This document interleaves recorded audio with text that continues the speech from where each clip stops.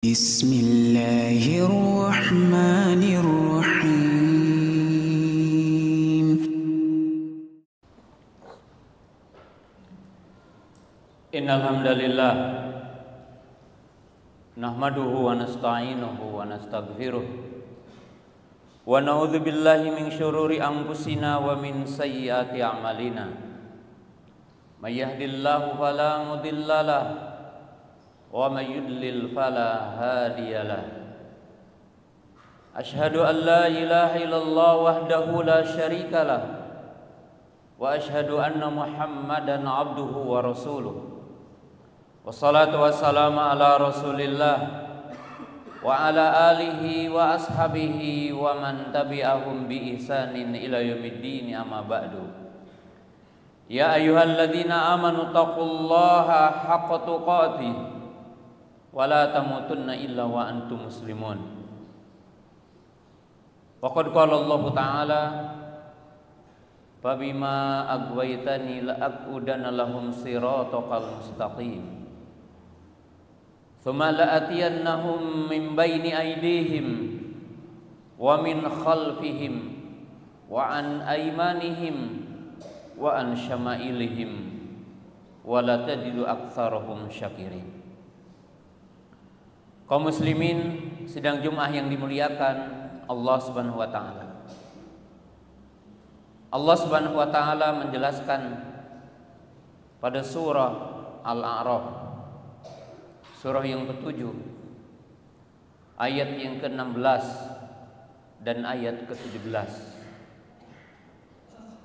berupa peringatan Allah Subhanahu wa taala kepada kita bahwa syaitan laknatullah akan menggoda manusia,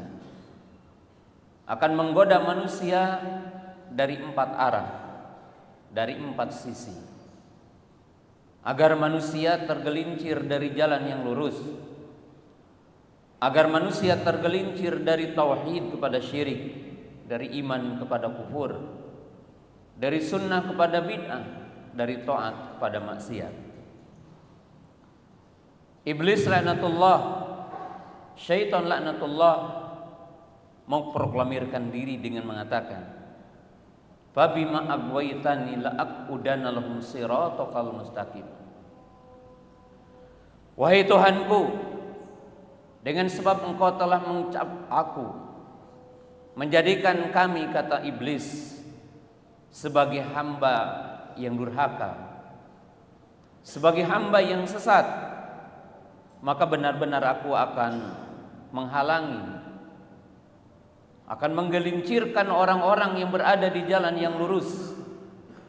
Lalu aku akan mendatangi dari depan, dari belakang, dari kanan, dan dari kiri. Syaitan laknatullah akan datang menggelincirkan manusia dari arah depan, dari arah belakang, dari arah kanan, dan dari arah kiri.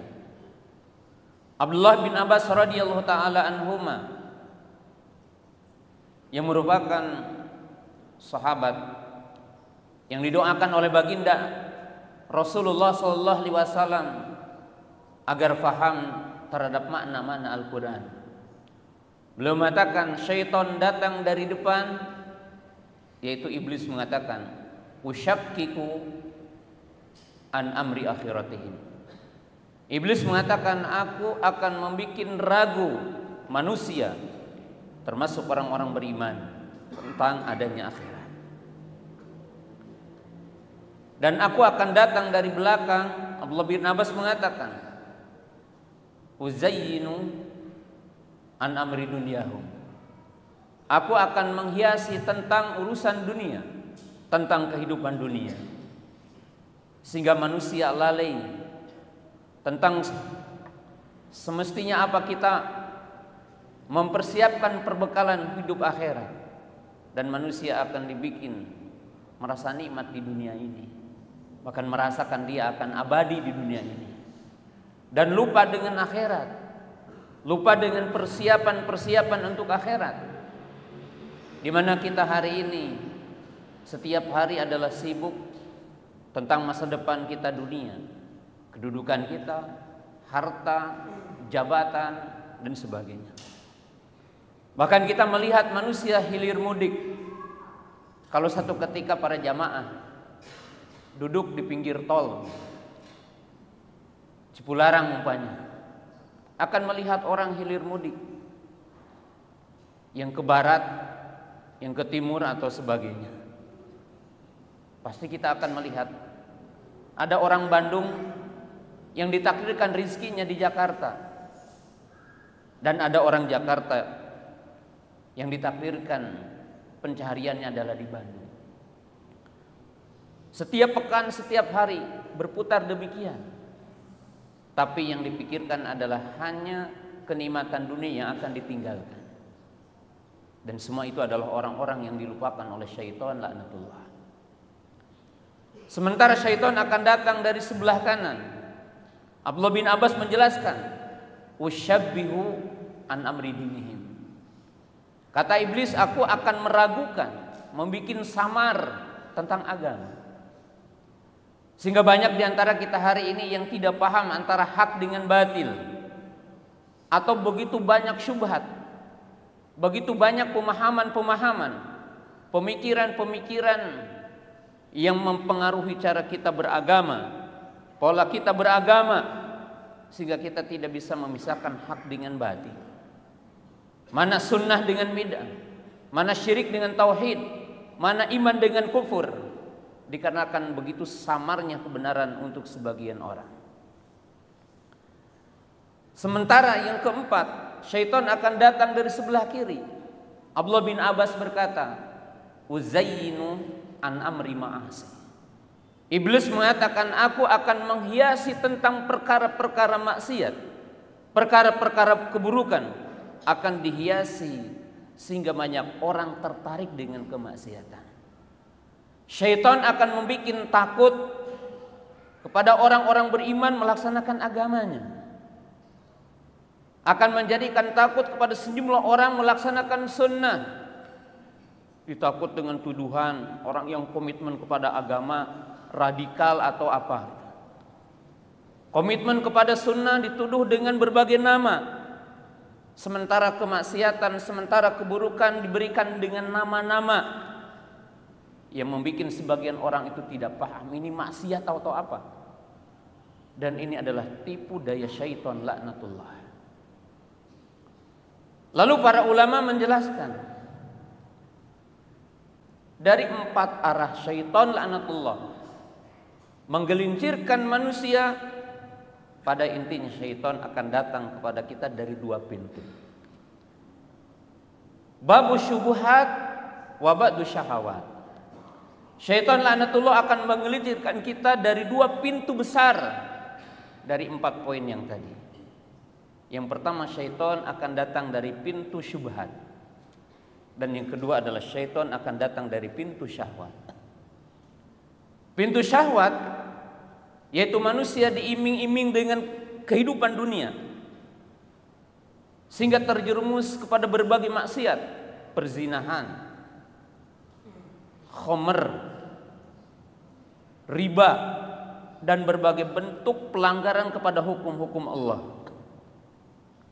Sehingga manusia lalai untuk melaksanakan perintah Allah, terjerumus kepada hal-hal yang diharamkan Allah. Maka ini adalah pintu syahwat. Tapi jamaah yang dirahmati Allah Subhanahu wa taala, di kesempatan yang mulia ini saya akan lebih kepada poin keduanya, yaitu tentang syubhat. Karena tentunya syaitan laknatullah, sebagaimana dikatakan oleh para ulama, syaitan lebih menyenangi manusia terjerumus kepada syubhat ketimbang terjerumus kepada maksiat. Kenapa jemaah yang dirahmati Allah Ta'ala? Insya Allah satu masjid ini paham, tahu haramnya khamr, tahu dan paham haramnya berzina, haramnya mencuri, haramnya riba, haramnya korupsi, kolusi. Insya Allah kita paham semua. Walaupun mungkin sebagian di antara kita, insya Allah bukan yang di masjid ini, ada orang-orang yang melakukan yang diharamkan tadi, dan mereka masih membenci walaupun melakukan, dan merasa aib kalau mereka melakukan hal-hal maksiat, sehingga walaupun pelaku maksiat pasti bersembunyi ketika melakukan maksiat. Tapi jemaah yang dimuliakan Allah Ta'ala, sangat sedikit di antara orang beriman, di antara kita yang tahu kepada syubhat, yang tahu kepada penyimpangan, yang tahu kepada kesesatan. Kenapa jemaah yang dirahmati Allah Subhanahu wa Ta'ala? Sebab kesesatan, kata Umar bin Khattab dalam hadisnya, dikuatkan oleh 3 kelompok. Ketika beliau bertanya kepada Ziyad ibn Hudair radhiyallahu ta'ala anhu, qala hal ta'rifu ma yahdimuddin? Qala la. Faqala Umar, yahdimuhu zalatul alim wa jidalul munafiqi bil Qur'an wa hukmu a'immatil mudillin. Tahukah kamu siapa yang akan menghancurkan agamamu? Siapa yang akan menghancurkan dan memporak-porandakan akidah kaum muslimin, cara ibadah kaum muslimin, dan budi pekerti dan akhlak kaum muslimin?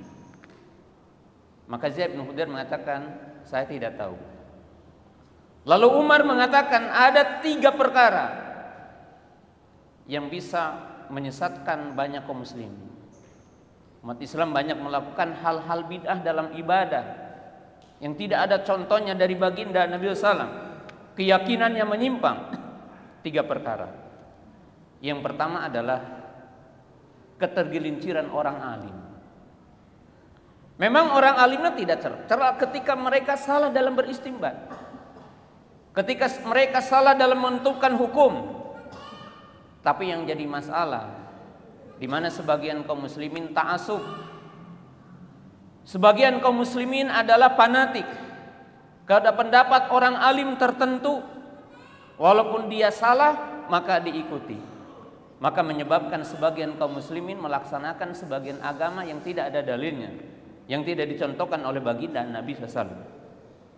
Yang kedua, ini adalah yang paling berbahaya, yaitu orang-orang munafik alimul lisan, orang-orang munafik yang pandai lisannya. Mereka berhujjah, berargumentasi dengan Quran atau berargumentasi dengan hadis, tetapi pemahaman mereka menyimpang. Sekarang banyak tokoh-tokoh bergelar profesor ataupun doktor. Mereka berdalil dengan Quran, mereka berdalil dengan sunnah, dan sejumlah tokoh-tokoh yang menyimpang dalam sejarah. Tapi mereka memahaminya tidak seperti apa yang dipahami oleh baginda Islam dan para sahabatnya. Sebagai contoh, saya ingin menyebutkan dalam sejarah ini di khutbah pertama ini. Tidaklah para jamaah mengetahui sosok orang Khawarij. Namanya adalah Abdurrahman ibnu Muljam, yang dia ini membunuh sahabat tingkat keempat setelah Abu Bakar, Umar, Utsman, Ali radhiyallahu ta'ala anhu. Khalifah yang keempat dia bunuh. Dan ingat, ketika membunuhnya membaca ayat Al-Quran, membaca surah Al-Baqarah ayat 207, wa minan nasi man yashri nafsahu ibtigha'a mardatillah. Di antara manusia ada yang menjual beli, berjual beli dengan Allah, berjihad di jalan Allah. Jadi ingat nih, al-maksiyah ala surati taqarrubillah. Dia melakukan sebuah maksiat pembunuhan dengan satu gambaran taqarrub kepada Allah. Jadi kalau orang melakukan maksiat biasa, dosanya biasa. Tapi ketika maksiat ia anggap sebagai taqarrub kepada Allah, maka dosanya adalah berlipat ganda. Dan itu adalah sumber dari penyimpangan. Maka dengan itu jamaah yang dirahmati Allah Subhanahu wa taala, bagi kaum muslimin wajib untuk mempelajari agama dengan orang-orang yang tahu agama, orang-orang yang memahami tentang sistem dan metode yang benar yang telah diterapkan oleh salafus saleh ridwanullahi ta'ala alaihim. Demikian khutbah pertama. Istaghfiru innallaha kana ghafurur rahim.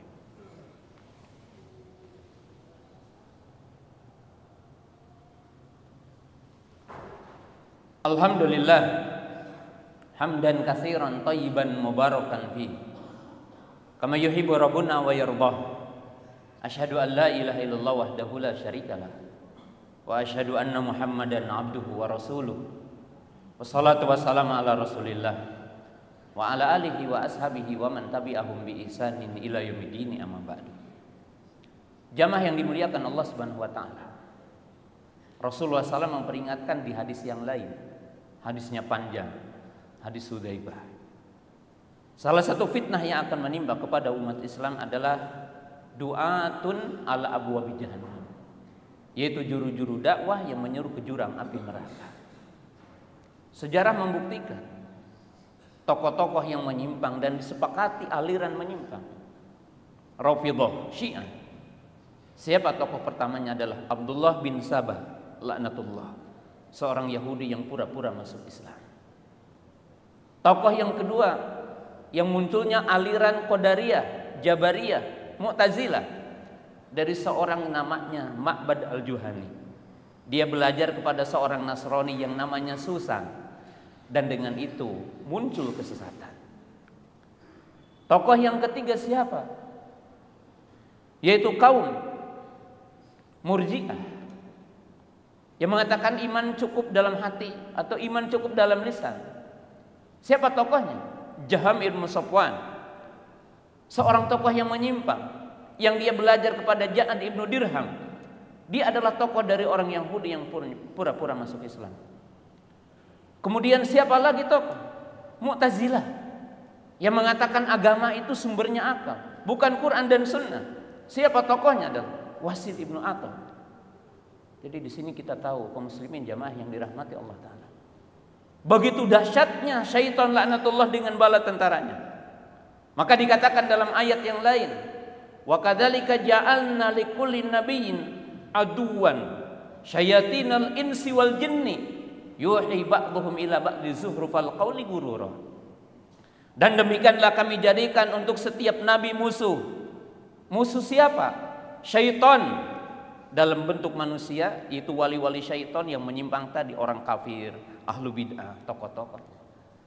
Dan dari jin yang bisa membisikkan kepada kita.